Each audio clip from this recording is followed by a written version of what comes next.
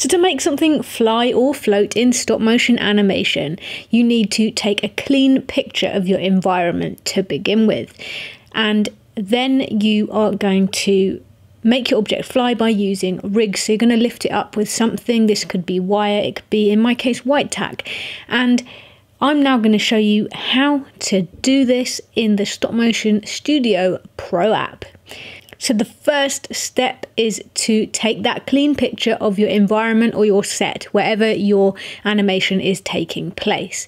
And then we're going to raise our object up, in my case, a bunny. And this bunny is literally just going to rise up on the spot. My method of doing this is to simply use white tack. It's just something that I had there. And I'm going to raise up a little bit at a time so that the bunny comes up in the air and then falls back down. I've stuck my phone down to the table with white tack as well to try and keep it steady. I didn't have any way of remotely taking the pictures. You shouldn't really go in there and tap your phone like I am, because you do still get a bit of wobble and it ruins the illusion.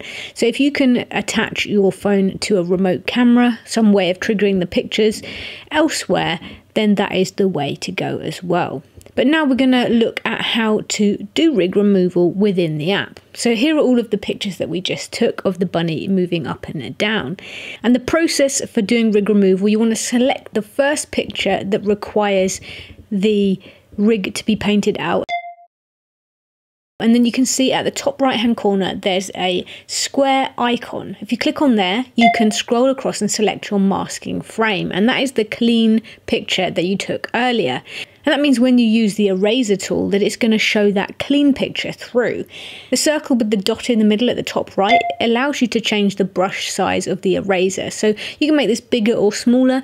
If you're getting close to your object, you might want to make it smaller to make it easier to paint around it. This can be a little bit fiddly, especially when you're using your finger to get things accurate. But you also want to make sure that you're erasing the shadow in the area around it as well to get a really neat job. Now, also you can see at the top there is a minus eraser tool and a plus eraser tool. So the minus is what you use to get rid of your rig, to paint the rig out. If you happen to erase too much, maybe you accidentally erase a part of your character, you can use the plus tool to bring the picture back. So use your finger again in the same way and it will bring the image back. Now I'm just doing this quite crudely just to show you the process and how you do it.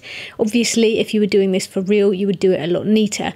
But this just basically shows you where all the tools are, and hopefully gives you a feel for how you can make objects or characters fly, jump, float in your own stop motion films.